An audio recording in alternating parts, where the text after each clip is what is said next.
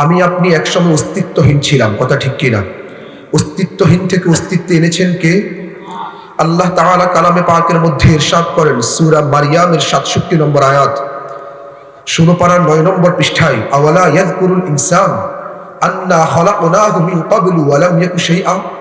মানুষ কি একটু চিন্তা করে না? সে তো অস্তিত্বহীন ছিল, আমি আল্লাহ তাকে অস্তিত্বে এনেছি। আল্লাহ তাআলা অন্যত্র ইরশাদ করেন সূরা দাহারের প্রথম আয়াত, 29 পারার 21 নম্বর পৃষ্ঠার শুরুতেই, হাল আতা আলাল ইনসানি হিনুম মিনাদ দাহার লাম ইয়াকুন শাইআম মাযকুরা। মানুষের কি এমন একটা সময় অতিবাহিত হয় নাই, সে তো উল্লেখ করার মতো কোনো বস্তুই ছিল না, সে তো অস্তিত্বহীন ছিল। এই অস্তিত্বহীন থেকে আল্লাহ তাআলা একটা প্রক্রিয়ার মাধ্যমে, একটা সিস্টেমের মাধ্যমে আমাকে আপনাকে দুনিয়াতে পাঠিয়েছেন। কিভাবে পাঠিয়েছেন? আল্লাহ তাআলা কালামে পাকের অন্যত্র ইরশাদ করেন সূরা মুমিনুনের 12 থেকে পরবর্তী নম্বর আয়াত, 18 পারার প্রথম পৃষ্ঠায়, ওয়ালাকাদ খলাকনাল ইনসান মিন সুলালাতিন মিন তিন সুম্মা জাআলনাহু নুতফাতান ফি করারিন মাকিন সুম্মা খলাকনান নুতফাতা আলাকাতান ফাখলাকনাল আলাকাতা মুদগাতান ফাখলাকনাল মুদগাতা ইযামান ফাকাসাউনাল ইযামা লাহমা সুম্মা আনশানাহু খালকান আখর ফাতাবারাকাল্লাহু আহসানুল খালিকিন। আল্লাহ বলেন, মানুষকে তো আমি মাটির নির্যাস থেকে সৃষ্টি করেছি, শুক্রাণুকে নির্দিষ্ট একটা স্থানে কিছুদিন রেখেছি, শুক্রাণু থেকে একটা মাংসপিণ্ড তৈরি হয়েছে, মাংসপিণ্ড থেকে সেখান থেকে একটা রক্তপিণ্ড তৈরি হয়েছে, রক্তপিণ্ড থেকে মাংসপিণ্ড তৈরি হয়েছে, মাংসপিণ্ড থেকে একটা হাড্ডি পরিণত হয়েছে, আবার হাড্ডির চারপাশে আমি আবার মাংস তৈরি করে দিয়েছি। সুম্মা আনশানাহু খালকান আখর, অতঃপর এক সুন্দর আকৃতিতে, ফাতাবারাকাল্লাহু আহসানুল খালিকিন, কত মহান এক চরিত্র এবং শুভ আমাদেরকে চেহারা দিয়ে আল্লাহ তাআলা দুনিয়াতে পাঠিয়েছেন। আল্লাহ তাআলা অন্যত্র ইরশাদ করেন, আল্লাহু আকবার, সূরা মুমিনের 67 নম্বর আয়াত, 24 পারার 4 নম্বর পৃষ্ঠায়, 14 নম্বর পৃষ্ঠায়, হুয়াল্লাযী খলাকাকুম মিন তুরাবিন সুম্মা মিন নুতফাতিন সুম্মা মিন আলাকাতিন সুম্মা ইখরিজুকুম তিফলান সুম্মা লিতাবলুগু আশুদ্দাকুম সুম্মা লিতাকুনু শুয়ুখা। আল্লাহ তাআলা বিভিন্ন প্রক্রিয়ায় মানুষকে দুনিয়াতে পাঠিয়েছেন। পাঠানোর পরে আমরা সবাই ছিলাম শিশু, কিছুই জানতাম না। সুম্মা লিতাবলুগু আশুদ্দাকুম, অতঃপর আল্লাহ তাআলা আমাদের সবাইকে যৌবনের এক শক্তি দান করেছেন। সুম্মা লিতাকুনু শুয়ুখা, আল্লাহ বলেন আবার এই যৌবনের শক্তিকে আমি শেষ করে দিয়ে একসময় সে বার্ধক্যে আমি পৌঁছাই দিব তাকে, সে বার্ধক্যজনিত দুর্বলতায় ভুগবে। আল্লাহ তাআলা বিষয়টা অন্যত্র ইরশাদ করেন সূরা রুমের 54 নম্বর আয়াত, 21 পারা 9 নম্বর পৃষ্ঠায়, আল্লাহুল্লাযী খলাকাকুম মিন দুফিন সুম্মা জাআলা মিন বাদি দুফিন কুওয়া সুম্মা জাআলা মিন বাদি কুওয়াতিন দুফান ওয়া শাইবা ইয়াখলুকু মা ইয়াশা। আল্লাহ তো সেই মহান স্রষ্টা যিনি আমাদেরকে দুর্বল অবস্থায় দুনিয়াতে পাঠিয়েছেন। কোনো জ্ঞান ছিল না, কথা বলার শক্তি ছিল না। আরে আমার যদি খিদা লাগতো, আমি যে মাকে বলবো মা আমার খাবার দরকার, সেই শক্তিও আল্লাহ আমাদেরকে দেয় নাই। দুর্বল হিসাবে আল্লাহ দুনিয়াতে পাঠিয়েছেন। দুর্বলতাকে দূর করে এক পর্যায়ে আল্লাহ তাআলা আমাদেরকে আবার শক্তি দিয়েছেন। আল্লাহ বলেন এই শক্তি চিরকাল স্থায়ী থাকবে না, আমি আল্লাহ তাকে আবার দুর্বল করে ফেলব। মানুষ 3টা সময়কে অতিক্রম করে। একটা হচ্ছে সে দুর্বল থাকে, তার শিশুকাল, কিশোরকাল। এরপরে আল্লাহ তাআলা মানুষকে তার সবচেয়ে গুরুত্বপূর্ণ কালে উপনীত করেন, সেটা হচ্ছে যৌবনকাল। এরপরে আল্লাহ আবার যৌবনের পরে, এই শক্তির পরে আবার দুর্বলতাকে নিয়ে আসেন, সেটা হচ্ছে বৃদ্ধকাল। শুরুতেও আমরা দুর্বল, শেষেও আমরা দুর্বল, মাঝখানে আমরা সবল। এই মাঝখানের সময়টাই হচ্ছে আমাদের জীবনের সবচেয়ে গুরুত্বপূর্ণ সময়। শিশুকালে আমরা কিছু জানিও না, বুঝিও না, কিছু করার সেই সামর্থ্য রাখি না। বার্ধক্যজনিত দুর্বলতা যখন আমাদের মধ্যে চলে আসে, হয়তোবা আমরা অনেক কিছু জানি, অনেক কিছু বুঝি, কিন্তু করার সেই সাহস, সেই শক্তি আমাদের মধ্যে আর থাকে না। কিন্তু যৌবনকাল, অনেক কিছু বুঝি, অনেক কিছু জানি, আবার করার সেই সৎসাহস, হিম্মত, সেই মানসিকতা আমরা ধারণ করি। সুবহানাল্লাহ। সবচেয়ে গুরুত্বপূর্ণ কাল হচ্ছে কোনটা? কারণ সমাজ বিপ্লব ঘটাতে পারবে একমাত্র যুবকরা, কথা ঠিক কি না? সমাজ পরিবর্তন করতে পারবে একমাত্র কারা? ইসলামের জন্য নিজের জীবনকে বিসর্জন দিয়ে ইলাহি কালিমাতুল্লাহ, ইসলামকে প্রতিষ্ঠিত করার জন্য মাঠে ময়দানে লড়তে পারবে একমাত্র কারা? যুবকরা। তাই বলে কি মুরব্বীদের কোনো দাম নেই? নাউযুবিল্লাহ, না। যুবকরা মাঠে ময়দানে কাজ করবে। দোয়া দিবেন কে? জোরে বলেন, দোয়া দিবেন কে? আমাদের মাথার ছায়া দিবেন কে? মাথায় হাত বুলিয়ে আমাদেরকে মাঠে ময়দানে কাজ করার জন্য উদ্বুদ্ধ করবেন কে? যেই যুবকরা মুরব্বীদেরকে শ্রদ্ধা করবে না, ওই যুবকদের থেকে সমাজ পরিবর্তন কখনো আশা করা যায়? এটা মনে রাখতে হবে আমাদের। আজকে আমাদের একটা উচ্ছৃঙ্খল, বেয়াদব, উগ্র এক তরুণ প্রজন্ম তৈরি হচ্ছে যারা মুরব্বীদেরকে শ্রদ্ধা করতে জানে না। কথা ঠিক কি না? এটা সংশোধনযোগ্য বিষয়। মুরব্বীদেরকে যে শ্রদ্ধা করবে না, আল্লাহর হাবিব বলেন সে আমার উম্মতি দাবি করতে পারবে না। তিরমিজি শরীফের মধ্যে হাদিস আসছে, তিরমিজি শরীফের 1919 নম্বর হাদিস। রাসূল সাল্লাল্লাহু আলাইহি ওয়াসাল্লাম বলেন, লাইসা মিন্না মান লাম ইয়ারহাম সগীরানা ওয়া ইউআক্কির কাবীরানা। আর সে তো আমার উম্মতি না, সে তো আমার দলভুক্তই না। মান লাম ইউআক্কির কাবীরানা, যে বড়দেরকে শ্রদ্ধা করে না। আবু দাউদ শরীফের মধ্যে হাদিস আসছে, আবু দাউদ শরীফের 4843 নম্বর হাদিস।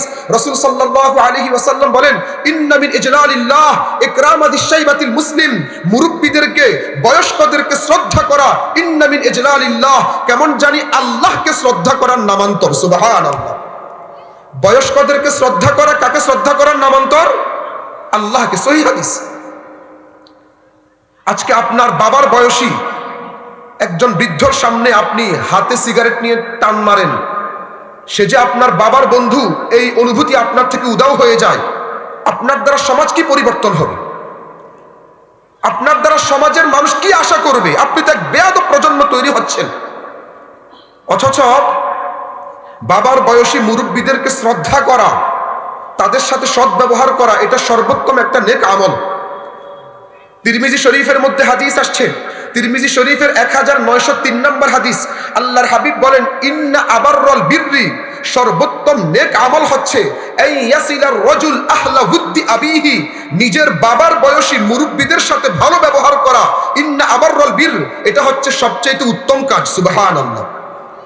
ঠিক শুধু বাবার কথা না, মহিলাদের ক্ষেত্রে একই কথা প্রযোজ্য। মায়ের বয়সী যে মুরব্বীরা রয়েছে তাদেরকে শ্রদ্ধা করা, তাদেরকে ভালোবাসা, এটা সর্বোত্তম নেক কাজ। শুধু তাই না, হয়তোবা আজকে আপনার বাবা ইন্তেকাল করেছেন, হয়তোবা আজকে আপনার বাবা আপনাকে ছেড়ে দুনিয়াতে আর নেই, কবরে চলে গিয়েছেন। রাসূল সাল্লাল্লাহু আলাইহি ওয়াসাল্লাম বলেন, কেউ যদি বাবার বয়সী, বাবার বন্ধু বান্ধবের সাথে ভালো আচরণ করতে পারে বাবার ইন্তেকালের পরে, এই সন্তানও নেককার সন্তান হিসেবে কিয়ামতের ময়দানে উপস্থিত হবে। সুবহানাল্লাহ। সহিহ ইবনে হিব্বানের মধ্যে হাদিস আসছে, সহিহ ইবনে হিব্বানের 432 নম্বর হাদিস। রাসূল সাল্লাল্লাহু আলাইহি ওয়াসাল্লাম বলেন, মান আহাব্বা আন ইয়াসিলা আবাহু বাদা মাউতিহি, যে ব্যক্তি পছন্দ করে ফি কবরিহি, তার বাবার সাথে কবরে থাকা অবস্থায় ভালো আচরণ করবে। তার বাবা কোথায়? কবরে, ইন্তেকাল করে ফেলছেন। এই ইয়াসিলা আবাহু ফি কবরিহি, কেউ যদি চায় তার মাতা পিতার সাথে কবরে থাকার সময়ও ভালো আচরণ করবে, সে একটা কাজ করবে। সেটা কি? ফালিয়াসিল, আল্লাহু আকবার, ইখওয়া আবিহি বাদাহু, সে যেন তার বাবার বন্ধু বান্ধবের সাথে বাবার ইন্তেকালের পরে ভালো আচরণ করে।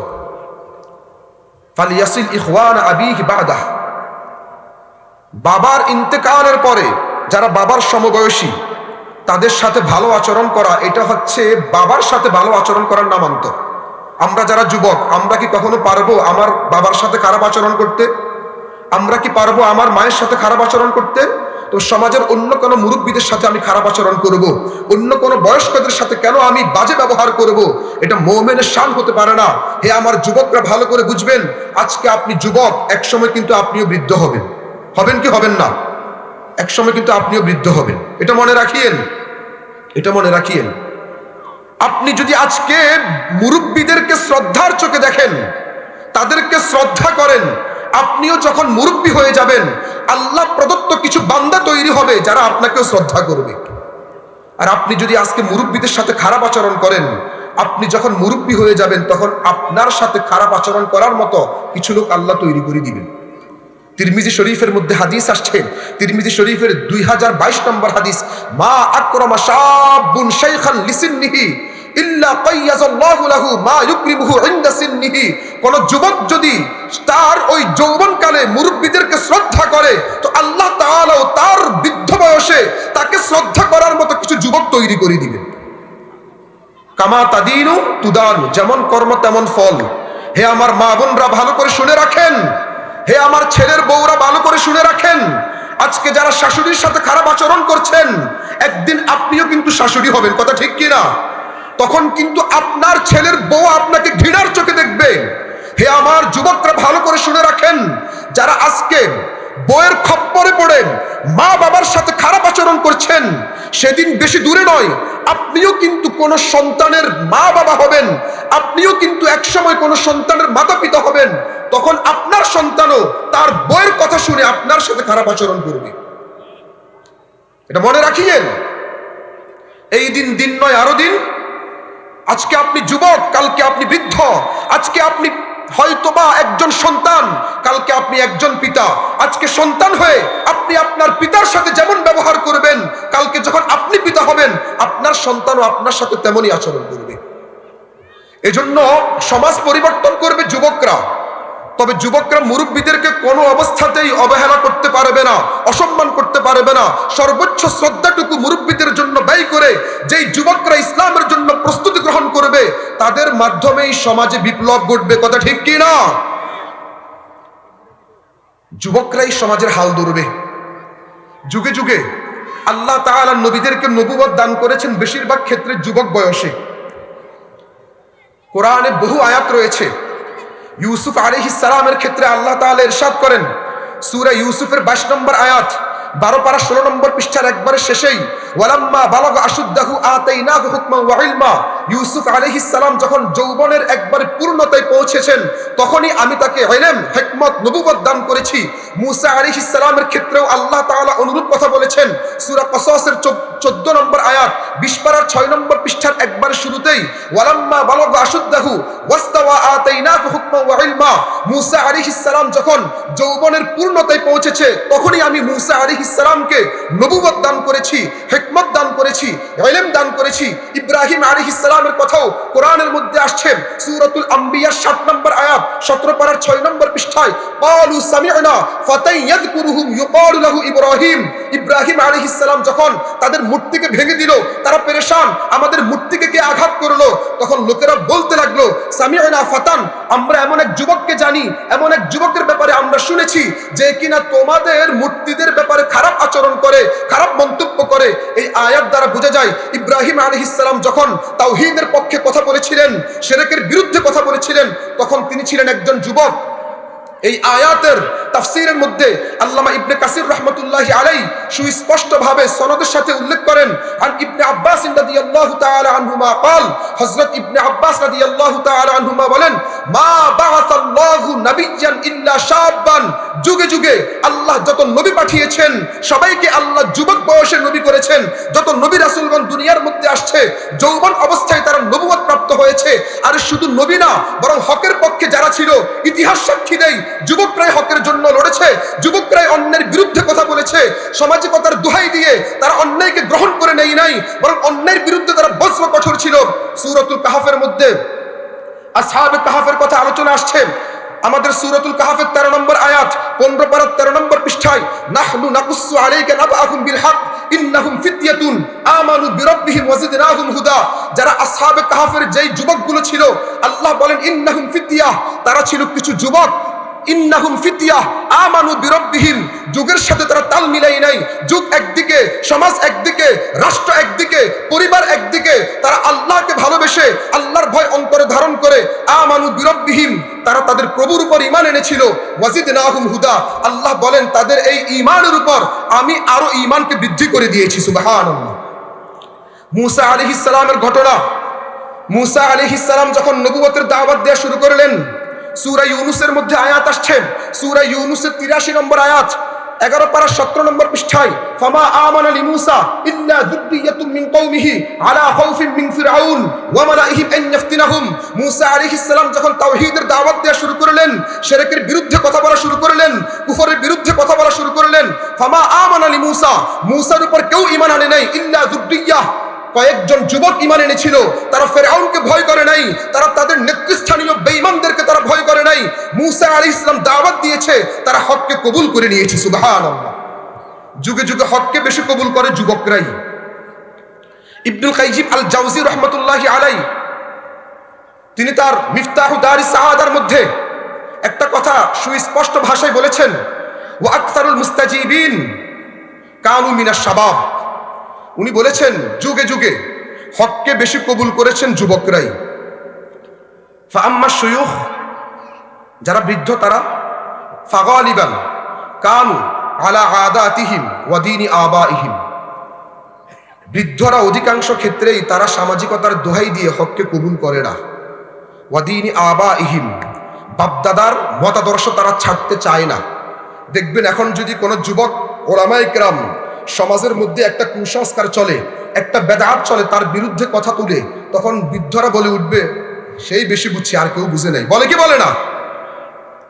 ফাকানু আলা আদাতিহিম ওয়া দীনি আবাইহিম, কোরআনের মধ্যেও এই বিষয়টা ইঙ্গিত পাওয়া যায়। সূরা যুখরুফের 23 নম্বর আয়াত, আল্লাহু আকবার, 25 পারার 9 এবং 10 নম্বর পৃষ্ঠায়, ওয়া কাযালিকা মা আরসালনা মিন ক্বাবলিকা মিন নাযীরিন ইল্লা ক্বালা মুতরাফুহা ইন্না ওয়াজাদনা আবাআনা আলা উম্মাতিন ওয়া ইন্না আলা আসারিহিম মুকতাদুন। হে নবী, শুধু আপনার ক্ষেত্রে না, আপনার পূর্বেও যখনই কোনো গ্রামে কোনো ভীতি প্রদর্শনকারী গিয়েছিল, কোনো নবী গিয়েছিল, কোনো রাসূল গিয়েছিল, ইল্লা ক্বালা মুতরাফুহা, সেখানের মুরব্বীরা, নেতৃস্থানীয় লোকেরা বলেছিল, ইন্না ওয়াজাদনা আবাআনা আলা উম্মাহ ওয়া ইন্না আলা আসারিহিম মুকতাদুন, তোমাদের কথা আমরা মানব না, আমাদের বাপ দাদাকে যে অবস্থায় পেয়েছি সে অবস্থায় আমরা চলি।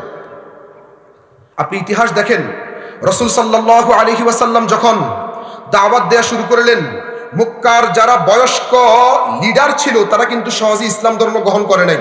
আবু জাহেল ইসলাম ধর্ম গ্রহণ করে নাই, নজর বিন হারিস ইসলাম ধর্ম গ্রহণ করে নাই, উকবা বিন আবু মুআইত ইসলাম ধর্ম গ্রহণ করে নাই, উবাই বিন খলফ ইসলাম ধর্ম গ্রহণ করে নাই, উমাইয়া বিন খলফ ইসলাম ধর্ম গ্রহণ করে নাই, আবু তালিব ইসলাম ধর্ম গ্রহণ করে নাই, উতবা ইসলাম ধর্ম গ্রহণ করে নাই, শাইবা ইসলাম ধর্ম গ্রহণ করে নাই। আর শুধু তাই না, স্বয়ং আবু সুফিয়ান রাদিয়াল্লাহু তাআলা আনহু সহজে ইসলাম ধর্ম গ্রহণ করে নাই। নবুয়তের প্রায় 20-21 বছর পর ফাতহে মক্কার সময়, মক্কা বিজয়ের সময় ইসলাম ধর্ম গ্রহণ করেছিল। আরো অনেক বৃদ্ধ রয়েছে, আবু বকরের পিতা আবু কুহাফা রাদিয়াল্লাহু তাআলা আনহু সহজে ইসলাম ধর্ম গ্রহণ করে নাই। মুরব্বীরা সহজে কোনো কিছু গ্রহণ করতে চায় না, হককে তারা গ্রহণ করতে অনেক চিন্তা ভাবনা করে। সমাজ কি বলবে, রাষ্ট্র কি বলবে, পরিবার কি বলবে, অমুক কি বলবে, তমুক কি বলবে। ইতিহাস সাক্ষী, আল্লাহর হাবিব যখন দাওয়াত দেওয়া শুরু করলেন, যারা ইসলাম ধর্ম গ্রহণ করেছিল অধিকাংশই ছিল যুবক। সুবহানাল্লাহ। অধিকাংশ কারা ছিল? ইতিহাস দেখেন, আবু বকর সিদ্দিক রাদিয়াল্লাহু তাআলা আনহু রাসূল সাল্লাল্লাহু আলাইহি ওয়াসাল্লামের দাওয়াতকে কবুল করে নিয়েছিলেন, ইসলাম কবুল করেছেন, তখন তার বয়স 38 বছর। কয় বছর? যৌবনের পূর্ণতা যখন পৌঁছেছেন, এখনো বার্ধক্যে যান নাই। আবু বকর 38 বছর বয়সে ইসলাম ধর্ম গ্রহণ করেছেন। ওমর ইবনুল খাত্তাব রাদিয়াল্লাহু তাআলা আনহু 33 বছর বয়সে ইসলাম ধর্ম গ্রহণ করেছেন। ওসমান ইবনে আফফান রাদিয়াল্লাহু তাআলা আনহু 34 বছর বয়সে ইসলাম ধর্ম গ্রহণ করেছেন। হযরত আলী রাদিয়াল্লাহু তাআলা আনহু মাত্র 10 বছর বয়সে ইসলাম ধর্ম গ্রহণ করেছেন। আশারায়ে মুবাশশারার বাকি যে আরো 6 জন সাহাবী রয়েছে, সাদ ইবনে আবি ওয়াক্কাস, সাঈদ বিন যায়েদ, আব্দুর রহমান ইবনে আউফ, আবু উবাইদা ইবনুল জাররাহ, তালহা বিন উবাইদুল্লাহ, আর জুবাইর ইবনুল আওয়াম, এই 6 জন সাহাবীও ইতিহাস সাক্ষী 17, 18, 19, 20, 22 এর মধ্যেই তারা ইসলাম ধর্ম গ্রহণ করে তারা ধন্য হয়েছে। যুবকরা ইসলাম ধর্ম গ্রহণ করেছে, মুরব্বীরা সহজে ইসলাম ধর্ম গ্রহণ করে নাই। শুধু কি তাই? আপনি যদি ইলমের ক্ষেত্রে তাকান, ইলমের মধ্যে ইসলামের ইতিহাসের মধ্যে পাওয়া যায় যুবকরাই বেশি খেদমত করেছেন।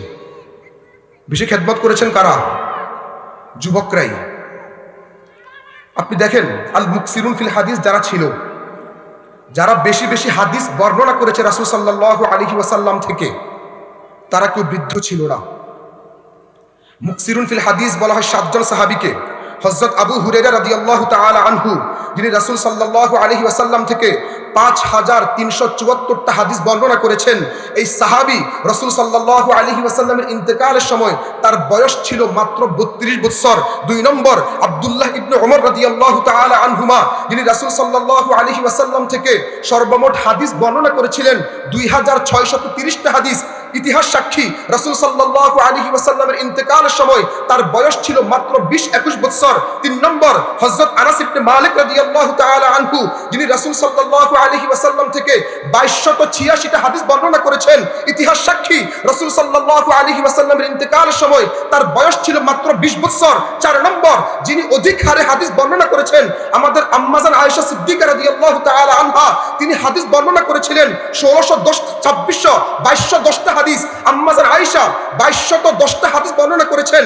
ইতিহাস সাক্ষী যখন রাসূল সাল্লাল্লাহু আলাইহি ওয়াসাল্লাম ইন্তেকাল করেন তখন তার বয়স মাত্র 18 বছর। আব্দুল্লাহ ইবনে আব্বাস 5 নম্বর, যখন রাসূল সাল্লাল্লাহু আলাইহি ওয়াসাল্লাম ইন্তেকাল করেন তখন তার বয়স মাত্র 13 থেকে 14 বছর। 6 নম্বর জাবির বিন আব্দুল্লাহ রাদিয়াল্লাহু তাআলা আনহু সবচাইতে বেশি হাদিস বর্ণনা করেছেন। যখন রাসূল সাল্লাল্লাহু আলাইহি ওয়াসাল্লাম ইন্তেকাল করে তখন তার বয়স 27 থেকে 28 বছর। 7 নম্বর আবু সাঈদ খুদরি রাদিয়াল্লাহু তাআলা আনহু, তিনিও রাসূল সাল্লাল্লাহু আলাইহি ওয়াসাল্লাম থেকে অধিক হাদিস বর্ণনা করেছেন। রাসূল সাল্লাল্লাহু আলাইহি ওয়াসাল্লাম যখন ইন্তেকাল করে তার বয়স মাত্র 20 বছর। ইলমের খেদমত করেছেন যুবকরা। আজকে যেই কোরআন আমরা মলাটবদ্ধ অবস্থায় পাচ্ছি, রাসূল সাল্লাল্লাহু আলাইহি ওয়াসাল্লামের যুগে কোরআন কিন্তু এভাবে একসাথে ছিল। কে একত্রিত করেছে? বুখারীর মধ্যে হাদিস আসছে, বুখারী শরীফের 4679 নম্বর হাদিস, বিভিন্ন যুদ্ধে হাফেজে কোরআন যখন শহীদ হয়ে যাচ্ছেন, হযরত ওমর ইবনে খাত্তাব রাদিয়াল্লাহু তাআলা আনহু আবু বকরের কাছে আসলেন, খলিফাতুল মুসলিমিন, মানুষ সব শহীদ হয়ে যাচ্ছে, কোরআন তো বিক্ষিপ্ত, একজনের কাছে একটা আয়াত, অমুকের কাছে হাড্ডির মধ্যে লেখা, অমুকের কাছে কাগজের মধ্যে লেখা, অমুকের কাছে পাতার মধ্যে লেখা, অমুকের কাছে পাথরের উপরে লেখা, সবগুলোকে একসাথ করা দরকার। আবু বকর আশ্চর্য হয়ে গেল, ওমর তুমি কি বলো? যেই কাজ আল্লাহর রাসূল করে নাই সেই কাজ আমি কিভাবে করব? ওমর বারবার তাকাজা দিচ্ছেন, ওয়াল্লাহি ইন্নাহু লাখাইর, হযরত এই কাজটা ভালো হবে, কাজটা করেন। কোরআনকে একসাথ করা বারবার পিড়াপিড়ির কারণে আমিও যখন চিন্তা করলাম, আল্লাহ আমার অন্তরটাও খুলে দিয়েছে, আমিও বুঝলাম কোরআনকে একসাথে জমা করা দরকার, অবশ্যই একসাথ করা দরকার, কিন্তু কাকে এই দায়িত্ব দেওয়া হবে? ইতিহাস তালাশ করে দেখেন, আবু বকর অন্য কাউকে দায়িত্ব দেন নাই, ওমর অন্য কাউকে নির্বাচন করেন নাই। এই কোরআন একত্রিত করার জন্য যাকে নির্বাচন করা হয়েছিল তিনি ছিলেন যায়েদ বিন সাবিত রাদিয়াল্লাহু তাআলা আনহু। হযরত আবু বকর বলেছেন, ইয়া যায়েদ ইবনে সাবিত, ইন্নাকা রাজুলুন শাবুন আকিলুন লা নাত্তাহিমুকা, হে যায়েদ বিন সাবিত, তুমি এক যুবক, তোমার ক্ষেত্রে আমাদের কোনো সংশয় নাই, তুমি কাজ শুরু করে দাও। ইতিহাস সাক্ষী যায়েদ বিন সাবিত যখন কোরআনকে একত্রিত করা শুরু করলেন তখন তার বয়স মাত্র 21 বছর। কয় বছর? মাত্র 21 বছর। রাসূল সাল্লাল্লাহু আলাইহি ওয়াসাল্লাম 18 বছরের যুবক ওসামা বিন যায়েদকে সেনাপ্রধান বানাইছেন কি বানান নাই? কত মুরব্বী তো ছিল, কিন্তু বানিয়েছেন একজন যুবককে। রাসূল সাল্লাল্লাহু আলাইহি ওয়াসাল্লামের জন্ম ছিল মক্কায়, তার কিশোরকাল, তার শৈশবকাল কেটেছিল মক্কায়, কিন্তু তিনি মক্কাতে থাকতে পারেন নাই, চলে গেলেন মদিনায়। মদিনায় এই পরিবেশ কিভাবে হলো? এক অপরিচিত ব্যক্তিকে তারা কিভাবে, একজন অপরিচিত ব্যক্তি যে কিনা গোটা পৃথিবীর বিরুদ্ধে সংগ্রাম করছে, তারা তাকে এইভাবে আশ্রয় দেওয়ার এই মানসিকতা কিভাবে লালন করলো? ইতিহাস সাক্ষী রাসূল সাল্লাল্লাহু আলাইহি ওয়াসাল্লাম মদিনার মধ্যে ইসলামের দাওয়াত দেওয়ার জন্য উনার হিজরতের আগেই একজন ব্যক্তিকে পাঠিয়েছিলেন, তিনি ছিলেন মুসআব বিন উমাইর। মুসআব বিন উমাইরকে যখন পাঠানো হচ্ছে তখন তার বয়স ছিল মাত্র 20 বছর। কয় বছর? রাসূল সাল্লাল্লাহু আলাইহি ওয়াসাল্লাম কোথায়? ইয়ামানের মধ্যে লোক পাঠাবেন অমুসলিমদেরকে দাওয়াত দেওয়ার জন্য, মুসলমানদেরকে ঈমান আমল শিখানোর জন্য। তিনি কোনো বয়স্ক লোককে নির্বাচন করেন নাই, তিনি পাঠিয়েছেন মুআজ বিন জাবালকে, তখন তার বয়স ছিল 27 থেকে 28 বছর। আমরা কি করছি? শুধু কি সাহাবায়ে কেরামের মধ্যে দৃষ্টান্ত পাওয়া যায়? ভুরি ভুরি আল্লাহ তাআলা যুবকদের মাধ্যমে যে খেদমত নিয়েছেন, আল্লাহু আকবার। ফাতিহে কুস্তুনতুনিয়া, ইস্তাম্বুল বিজয় করেছেন সুলতান মুহাম্মদ আল ফাতিহ। যখন তিনি ইস্তাম্বুল বিজয় করেন তখন তার বয়স ছিল মাত্র 21 বছর। কয় বছর? মাত্র 21 বছর। ইউরোপের মধ্যে, স্পেনের মধ্যে সর্বপ্রথম যিনি ইসলামের ঝান্ডাকে উঁচু করেছিলেন তারেক বিন জিয়াদ, তখন তার বয়স ছিল 21 থেকে 23 বছর। স্পেনের মধ্যে দ্বিতীয় যিনি ইসলামের দাওয়াতকে মজবুত করেছিলেন আব্দুর রহমান আদ-দাখিল, তখন তার বয়স ছিল 23 থেকে 24 বছর। স্পেনের মধ্যে যিনি খেলাফতের গড়পত্তন করেছিলেন, খেলাফতকে খুব সুপ্রতিষ্ঠিতভাবে প্রতিষ্ঠা করেছিলেন আব্দুর রহমান আন-নাসির, তিনি মাত্র 21 বছর বয়সেই স্পেনের মধ্যে, ইউরোপের মধ্যে ইসলামের খেলাফতকে সুপ্রতিষ্ঠিত করেছিলেন। আমরা কি করছি? 1252 সালে যখন গোটা পৃথিবী লন্ডভন্ড হয়ে যাচ্ছিল তাতারি ফিতনায়, মুসলমানদের প্রাণের স্পন্দন খেলাফত বাগদাদও যখন পতন হয়ে গিয়েছিল, মুস্তাসিম বিল্লাহকে যখন হত্যা করা হলো, গোটা পৃথিবী তাতারদের দখলে, গোটা পৃথিবী তাদের এমন একটা জয় জয়কার অবস্থা, এমন কথা রটিয়ে গিয়েছিল, কেউ যদি তোমাদেরকে বলে তাতাররা পরাজিত হয়েছে কখনো বিশ্বাস করিও না। এমন পর্যায়ে তাদেরকে মানুষ আজিও বাবা শুরু করলো। তখন তাদের অপ্রতিরোধ্য যাত্রাকে যে থমকে দাঁড়িয়েছিলেন তিনি আর কেউ নয়, তিনি ছিলেন সাইফুদ্দিন কুতুস রহমতুল্লাহি আলাইহি। ইতিহাস সাক্ষী, আইনে জালুতের ও যুদ্ধের সময় যেই যুদ্ধেই তাতারীদেরকে থমকে দিয়েছিল, তখন তার বয়স ছিল মাত্র 38 বছর। তাতারি ফিতনাকে যিনি দমন করেছিলেন কঠিন হস্তে, তাতারীদেরকে তিনি কুত্তার মতো দৌড়াইছিলেন, রুকনুদ্দিন বাইবার্স রহমতুল্লাহি আলাইহি, তখন তার বয়স ছিল মাত্র 32 বছর, মতান্তরে 37 বছর। আমাদের যুবকরা কি করছি আমরা? আজকে আমাদের যুবকরা নষ্ট হয়ে যাচ্ছে। তাদের মধ্যে যে প্রতিভা ছিল আমাদের মধ্যে সেই প্রতিভা, এটা মনে রাখবেন। তাদের মধ্যে যে স্পৃহা ছিল আমাদের মধ্যে সেই স্পৃহাকে আমরা ধারণ করেছিলাম, কিন্তু আমরা নষ্ট করে ফেলছি। আব্দুল্লাহ ইবনে ওমর রাদিয়াল্লাহু তাআলা আনহুমা 14 বছর বয়সে তাকে উহুদ যুদ্ধের সময় তিনি নিজেকে প্রস্তুত করেছিলেন, ইয়া রাসূলুল্লাহ আমি জিহাদ করব। আল্লাহর হাবিব রাজি হন নাই। খন্দক যুদ্ধে তিনি আবার এসেছেন মাত্র 15 বছর বয়সে, আল্লাহর হাবিব অনুমতি দিয়েছিলেন। আর ইতিহাস সাক্ষী, সামুরা ইবনে জুনদুব, রাফি ইবনে খাদিজ রাদিয়াল্লাহু তাআলা আনহুমা অল্প বয়স হওয়ার কারণে আল্লাহর হাবিব তাদেরকে যুদ্ধে যাওয়ার অনুমতি দেন নাই। রাফি ইবনে খাদিজ বললেন, ইয়া রাসূলুল্লাহ আপনি আমাকে অনুমতি দিবেন না কেন? ফা ইন্নী রামিন, আমি তীরন্দাজ, আমি তীর চালনায় খুবই দক্ষ। আল্লাহর হাবিব তখন রাফি ইবনে খাদিজকে অনুমতি দিয়েছিলেন। সামুরা বিন জুনদুব বললেন, তাকে যদি অনুমতি দিতে পারেন আমাকে কেন দিবেন না? আমাদের সাথে কুস্তির ব্যবস্থা করেন, আমি রাফি ইবনে খাদিজকে পরাজিত করতে পারবো। রাফি ইবনে খাদিজকে যখন সামুরা ইবনে জুনদুব পরাজিত করলো, এই দুই শিশুকেই আল্লাহর হাবিব যুদ্ধে যাওয়ার অনুমতি দিয়েছিলেন। হযরত উমর বিন আবি ওয়াক্কাস রাদিয়াল্লাহু তাআলা আনহু, মুস্তাদরাকে হাকিমের মধ্যে হাদিস আসছে 4933 নম্বর হাদিস। হযরত উমর ইবনে আবি ওয়াক্কাস রাদিয়াল্লাহু তাআলা আনহু যখন যুদ্ধের ময়দানে সবাই যাচ্ছেন, বদরের দিন, উনি নিজেকে লুকাই রাখতেছিলেন। সাদ বিন আবি ওয়াক্কাস বলল, হে উমাইর কেন তুমি নিজেকে লুকাই রাখতেছো? বলল যে আমার বয়স কম, যদি আল্লাহর হাবিব আমাকে দেখে ফেলে যুদ্ধে যাওয়ার জন্য অনুমতি দিবে না। কিন্তু আল্লাহর হাবিবকে না দেখিয়ে কোন সৈন্য কি যেতে পারে? উনি দেখে ফেললেন, উমরকে তিনি বাদ দিয়ে দিলেন। হযরত উমর তখন কান্নাকাটি শুরু করলো, ইয়া রাসূলুল্লাহ, ইয়া হাবিবাল্লাহ, এই মুবারক জিহাদ থেকে আপনি আমাকে বঞ্চিত করিয়েন না। হুজুর আমি যা ইচ্ছে, আপনি যা আদেশ দিবেন সেটা আমি মানব। আমি তলোয়ার বহন করি, অন্য কোনো সাধারণ কোনো কাজ করি, তারপর আপনি আমাকে অনুমতি দেন। এই উমর বিন আবি ওয়াক্কাস বদর যুদ্ধে শুধু অংশগ্রহণই করে নাই, বদর যুদ্ধে তিনি শাহাদাতের মর্যাদা অর্জন করেছেন। সুবহানাল্লাহ। তারা পারলে আমরা কেন পারবো না? এই উম্মতের ফিরআউন আবু জাহেলকে হত্যা করেছিল 2 জন অল্প বয়সী যুবক। বুখারী শরীফের মধ্যে হাদিস আসছে 3141 নম্বর হাদিস। আব্দুর রহমান ইবনে আউফ রাদিয়াল্লাহু তাআলা আনহু বলেন, ইন্নী লাফিস সাদরিয়াস লাফিস সাফি ইয়াউম বাদরিন, বদরের যুদ্ধে আমি কাতারবদ্ধ হলাম।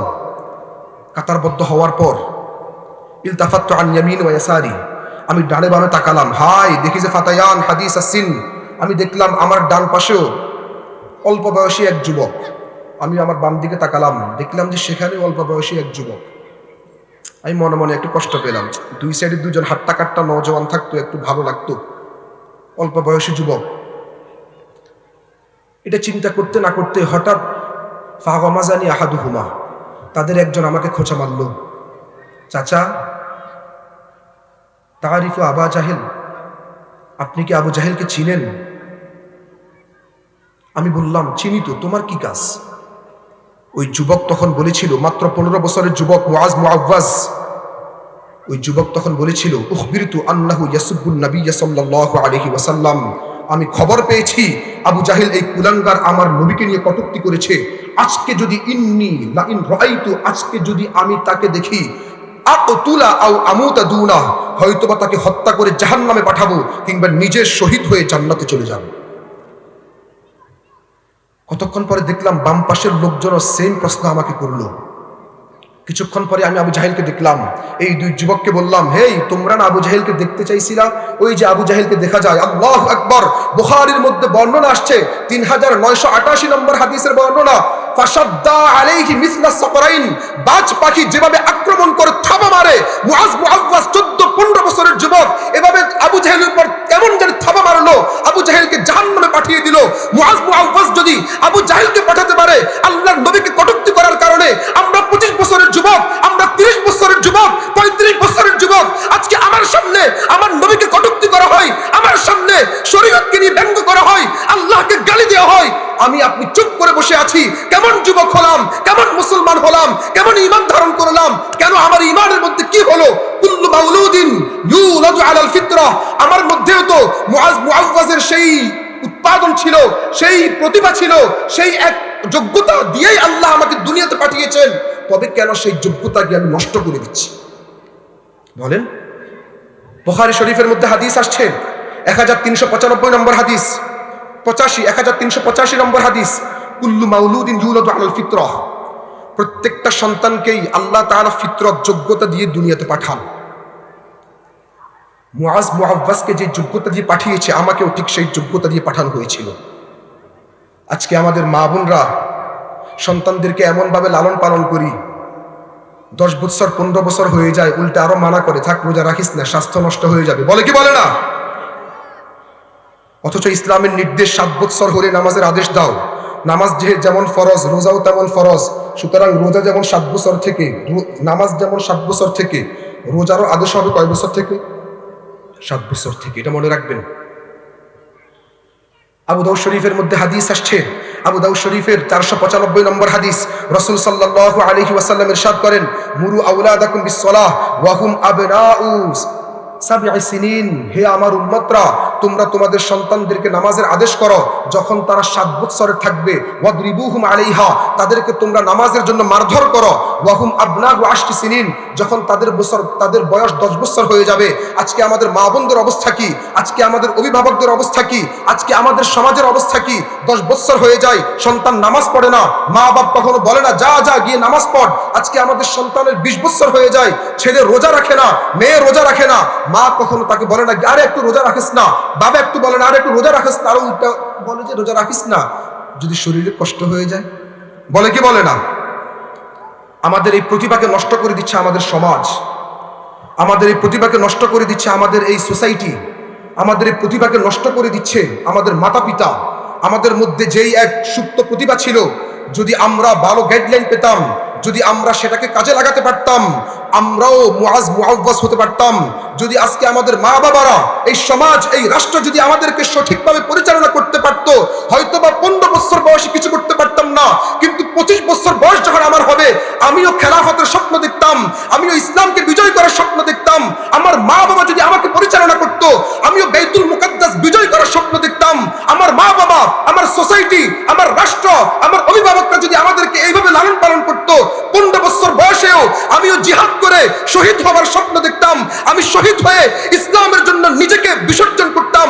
আমিও স্বপ্ন দেখতাম এই দেশের মধ্যে ইসলাম কায়েম হবে, দ্বীন কায়েম হবে, শরিয়া কায়েম হবে, বাইতুল মুকাদ্দাস বিজয় হবে, খেলাফত পুনরুদ্ধার হবে, বাবরি মসজিদ পুনর্নির্মাণ হবে, আধিপত্যবাদকে খতম করে যুবকরাও আবার ইসলামের জন্য সবকিছুকে বিসর্জন করে নিজের জীবনকে দিয়ে তারাও শহীদের স্বপ্ন লালন করতো। কথা ঠিক কি না? আমাদের প্রতিভাকে নষ্ট করে দিচ্ছে আমাদের অভিভাবকরা, আমাদের মাতা পিতারা, আমাদের এই রাষ্ট্র, আমাদের এই সমাজ। আজকে আমাদের মাতা পিতারা আমাদেরকে যখন তাদের উপর জিম্মাদারি ছিল দ্বীনি শিক্ষায় শিক্ষিত করার, বিন্দু পরিমাণও তারা দ্বীনি শিক্ষায় শিক্ষিত করে না। কথা ঠিক কিনা? হে আমার মা বাবারা, এই সন্তান আল্লাহ প্রদত্ত নিয়ামত, এটা মনে রাখতে হবে। আল মাল ওয়াল বানুন জিনাতুল হায়াতিদ দুনিয়া, সূরা কাহফের 46 নম্বর আয়াত, 15 পারা 17 নম্বর পৃষ্ঠা আল্লাহ বলেছেন, এই ধন সম্পদ, এই সন্তান সন্ততি, এটা আল্লাহ প্রদত্ত এক নিয়ামত, দুনিয়ার সৌন্দর্য। তবে এটাও আমাদের মনে রাখতে হবে, ভুলে গেলে চলবে না। ইন্নামা আমওয়ালুকুম ওয়া আওলাদুকুম ফিতনাহ, সূরা তাগাবুনের 15 নম্বর আয়াত, 28 পারার 14 নম্বর পৃষ্ঠায়, 16 নম্বর পৃষ্ঠায়, ইন্নামা আমওয়ালুকুম ওয়া আওলাদুকুম ফিতনাহ, এই ধন সম্পদ এবং সন্তান সন্ততি আল্লাহ প্রদত্ত এক পরীক্ষার বস্তু। ইয়া আইয়ুহাল্লাযীনা আমানু ইন্না মিন আজওয়াজিকুম ওয়া আওলাদিকুম আদুওয়াল লাকুম ফাহযারুহুম। সূরা তাগাবুনের 14 নম্বর আয়াত, 28 পারার 16 নম্বর পৃষ্ঠায় আল্লাহ বলেছেন, এই সন্তান যেমন আল্লাহ প্রদত্ত নিয়ামত, তবে এই সন্তান আবার পরীক্ষার বস্তু। যদি সন্তানকে দ্বীনি শিক্ষায় শিক্ষিত করতে না পারি, তাদেরকে যদি ধর্মীয় আদব আমি শিখাতে না পারি, ওই তরবিয়ত যদি আমি দিতে না পারি, আদুওয়াল লাকুম, এই সন্তান কিয়ামতের ময়দানে আমার আপনার শত্রু হবে। মা বাপের জিম্মাদারি ছিল সন্তানকে দিন শিখানো। যাক, মা বাবা কিন্তু দিন শিখাতে পারে নাই, কোনো কারণে শিখাই নাই। কিন্তু আমরা যারা যুবক রয়েছি, আমাদের এখন ওই বুঝ যে দিন শিখা দরকার, এই বুঝ আসা দরকার, আছে না? জোরে বলেন, আছে না? আমরা কেন শিখি না? এখন তো মা বাপের কথা আপনি শুনেন না, আপনি এখন নিজেই স্বাধীন, তবে আপনি কেন এখন এই কথাগুলো মানছেন না? আপনি কেন দিন শিখছেন না? আপনি কেন শরীয়তের স্বপ্ন লালন করেন না, শরীয়ত মানার চেষ্টা করেন না? বেঈমানরা আমাদেরকে সাংস্কৃতিক আগ্রাসনের মধ্যে আক্রান্ত করে আমাদের চরিত্রকে তারা হনন করছে। চারিত্রিক অবক্ষয়ের আমরা শিকার, চারিত্রিক অধপতনের শিকার, নৈতিক অবক্ষয় আমাদের মধ্যে চলে আসছে, যার কারণে এই যুবকদেরকে দিয়ে আজকে ভালো কিছু স্বপ্ন দেখাও বোকামি হয়ে দাঁড়িয়েছে। একটা কথা বুঝবেন, এই যুবকদেরকে যদি অশ্লীলতার মধ্যে ডুবিয়ে রাখা যায়, বেঈমানদের আধিপত্যবাদকে আমরা খতম করতে পারবো না। সালাউদ্দিন আইয়ুবী রহমতুল্লাহি আলাইহি বলেছিলেন, কোন জাতিকে যদি যুদ্ধ ছাড়াই পরাজিত করতে চাও, তাদের যুবকদের মাঝে অশ্লীলতাকে ছড়িয়ে দাও। এটা উনি নিজ থেকে বলেন না, এগুলো কোরআনের কথা। সূরা লুকমানের মধ্যে আয়াত আসছে, সূরা লুকমানের 6 এবং 7 নম্বর আয়াত, ومن الناس من يشتري لهو الحديث ليضل عن سبيل الله بغير علم ويتخذها هزوا أولئك لهم عذاب مهين وإذا تتلى عليه آياتنا والله مستكبرا। মানুষ যখন লাহওয়াল হাদিস কিনবে, মানুষ যখন গান বাজনার উপকরণগুলোকে সংগ্রহ করবে, মানুষ যখন অশ্লীলতার মধ্যে ডুবে যাবে, وإذا تتلى عليه آياتنا والله مستكبرا, ওই মানুষের উপর যখন কোরআন তেলাওয়াত করা হবে, সে আর কোরআনকে গ্রহণ করবে না, শরীয়তকে গ্রহণ করবে না, দ্বীনকে সে আর গ্রহণ করবে না, দ্বীনকে সে আর গ্রহণ করতে চাইবে না। আল্লাহ তাআলার হাবিব ইরশাদ করেন, আবু দাউদ শরীফের মধ্যে হাদিস আসছে, আবু দাউদ শরীফের 4927 নম্বর হাদিস, আল গিনা ইউনবিতুন নিফাকা ফিল কলবি, এই গান বাজনা মানুষের অন্তরের মধ্যে নেফাক তৈরি করে, আর যার অন্তরের মধ্যে নেফাক তৈরি হয়ে যায়, তার অন্তর আর হককে সহজে কবুল করতে চায় না, তার অন্তর আর কোরআনকে তখন কবুল করতে চায় না। ইন্নাল আবদা ইযা আখতা খাতিআতান নুকিতাত ফি কলবিহি নুকতাতান সাউদা। তিরমিজি শরীফের মধ্যে হাদিস আসছে, তিরমিজি শরীফের 3334 নম্বর হাদিস, বান্দা যখন গুনাহ করে ফেলে, তার অন্তরের মধ্যে একটা দাগ পড়ে যায়। ফা ইন জিদা, বান্দা যখন আরো গুনাহ করে, আরো গুনাহ করে, এক পর্যায়ে তার অন্তরে এমন মরিচা পড়ে যায়, তখন আর হক কথাকে সে গ্রহণ করতে চায় না, হক কথাকে সে আর মানতে চায় না। এই জন্যই তো বেঈমানদের একটা ষড়যন্ত্র হচ্ছে, আমাদের যুবকদেরকে তারা ডুবাই রাখবে অশ্লীলতার মধ্যে, তারা খেল তামাশার মধ্যে লিপ্ত থাকবে, অমুক খেলা, তমুক খেলা, অমুক ক্লাবের খেলা, অমুক ক্লাবের খেলা, ফুটবল খেলা, ক্রিকেট খেলা, তারা একদিকে যুবকদেরকে এই বিষয়ের মধ্যে ডুবিয়ে রাখবে, আরেকদিকে তারা মুসলমান নিধন করবে, তারা নির্বিচারে মানুষকে হত্যা করবে, যুবকদের মধ্যে কোনো প্রকার অনুশোচনা থাকবে না। আরে সাউতার মালউনান সাউত মিসবারিন ইনদা নি'মা, যারা লানত প্রাপ্ত, তাদের দ্বারা কোনো ভালো কিছু আশা করা যায় না। আল্লাহর হাবিব বলেছেন, মুসনাদ বাজ্জারের মধ্যে হাদিস আসছে, 7513 নম্বর হাদিস, যারা সাউত মিসবারিন ইনদা নি'মা, যারা গান বাজনার আয়োজন করেন, যারা গান বাজনার আয়োজনের মাধ্যমে খুশি উদযাপন করে, সাউতুল মালউন, তারা আল্লাহর পক্ষ থেকে অভিশপ্ত এক আওয়াজ করছে, তাদের উপর আল্লাহর অভিশাপ পড়ে। আর যাদের উপর আল্লাহর অভিশাপ পড়ে, ওই যুবকদের মাধ্যমে আমরা খেলাফত কিংবা রাষ্ট্র কায়েমের স্বপ্ন দেখতে পারি। এটা তাদের চক্রান্ত, আমরাও তাদের চক্রান্তে ফেসে গেছি। তারা এই অশ্লীলতার মধ্যে আমাদের ডুবিয়ে রেখে তারা তাদের হীন স্বার্থকে উদ্ধার করার চেষ্টা করছে। وقال الذين كفروا لا تسمعوا لهذا القرآن والغوا فيه لعلكم تغلبون। সূরা হামিম সিজদার মধ্যে আয়াত আসছে, সূরা হামিম সিজদা 26 নম্বর আয়াত, 24 পারা 18 নম্বর পৃষ্ঠায় কাফেররা বলেছিল, লা তাসমাউ লিহাদাল কুরআন, কোরআনকে তোমরা শ্রবণ করিও না, কোরআনকে তোমরা গ্রহণ করিও না, ওয়ালগাউ ফিহি, যেখানে কোরআনের আয়াত আলোচনা করবে, যেখানে কোরআনের আয়াতের তেলাওয়াত হবে, কোরআনের আয়াতের যেখানে তাফসীর হবে, ওয়ালগাউ ফিহি, সেখানে তোমরা দাঙ্গা হাঙ্গামা সৃষ্টি করে দাও। কোরআন থেকে যদি মানুষকে দূরে রাখা যায়, লাআল্লাকুম তাগলিবুন, তাহলেই তোমরা বিজয়ী হবে, তাহলেই কাফেররা বিজয়ী হয়ে যাবে। তারা আজকে এই আয়াতকে আমলে নিয়ে তারা আমাদেরকে কোরআন থেকে দূরে রাখার চেষ্টা করছে, আমরাও তাদের খপ্পরে পড়ে গিয়েছি, তাদের ষড়যন্ত্রের শিকার হয়ে আমরাও কোরআন থেকে দূরে সরে গিয়েছি, যার কারণে আমাদের থেকে আজ ভালো কিছু আমরা আশা করতে পারছি না। এজন্য ভাই, অশ্লীলতা পরিহার করেন, আবার কোরআনকে ধরেন, আবার শরীয়তকে ধরেন। যুবকদের মাধ্যমে আমাদের অনেক কিছু বাকি আছে। যুবকরা, শুধু যুবকরা না, মুরব্বীরা ভালো করে শুনেন, মা বোনরা ভালো করে শুনেন। যারা বৃদ্ধ হয়ে গিয়েছেন তারা কিন্তু বেঁচে গিয়েছেন, তারা সিস্টেমে পার পেয়ে যাচ্ছেন। সামনের দিনগুলো খুব ভয়াবহ হবে। যারা ভূরাজনীতি সম্বন্ধে অভিজ্ঞ তারা আমার সাথে দ্বিমত পোষণ করবেন না আশা করি। সামনের পৃথিবীতে দুইটা জায়গায় রক্তক্ষয়ী সংঘর্ষ হবে। নম্বর 1 মধ্যপ্রাচ্য, নাম্বার 2 ইন্দো প্যাসিফিক অঞ্চলে পাক ভারত উপমহাদেশ। এটা মনে রাখিয়েন। চূড়ান্ত এক সংঘাতের দিকে আমরা যাচ্ছি, কিন্তু আমরা যতই লড়াই রক্তপাতকে এড়িয়ে চলার চেষ্টা করি, এড়িয়ে চলতে পারবো না। এই পাক ভারত উপমহাদেশে চীনের আধিপত্যবাদকে খতম করার জন্য একদিকে আমেরিকার নগ্ন হস্তক্ষেপ হবে, দ্বিতীয়ত এই পাক ভারত উপমহাদেশে ভারত তার হিন্দুত্ববাদকে কায়েম করার জন্য উঠে পড়ে লাগবে। এটা মনে রাখিয়েন। দুই দিক থেকে আমরা আক্রমণের শিকার হব। একদিক হচ্ছে আমেরিকার কর্তৃক আগ্রাসনের শিকার হবে চীনের আধিপত্যবাদকে, চীনের উত্থানকে খতম করার জন্য। দ্বিতীয় হচ্ছে ভারত এখানে আগ্রাসন চালাবে। আপনি মানেন কিংবা না মানেন, এটাই চিরসত্য, লিখে রাখেন। হে আমার মুরব্বীরা, আপনারা বেঁচে যাচ্ছেন, কিন্তু সন্তানদেরকে কোথায় রেখে যাচ্ছেন? সন্তানদেরকে কোন মানসিকতার জন্য তাদেরকে তৈরি করছেন? চূড়ান্ত এক সংঘাত কিন্তু হবেই হবে। যতই আপনি বাঁচার চেষ্টা করেন বাঁচতে পারবেন না, আপনার সন্তান যতই বাঁচার চেষ্টা করে তারা কিন্তু বাঁচতে পারবে না। এজন্য এখনই সময় আছে যুবকদেরকে সেভাবে গড়ে তোলার। কথা ঠিক কি না? যুবকরা কাজে লাগান সময়কে। ইগতানিম খামসান ক্বাবলা খামসিন শাবাবাকা ক্বাবলা হারামিক। আল মুস্তাদরাক আলা সহিহাইনের মধ্যে হাদিসটা আসছে, 8746 নম্বর হাদিস।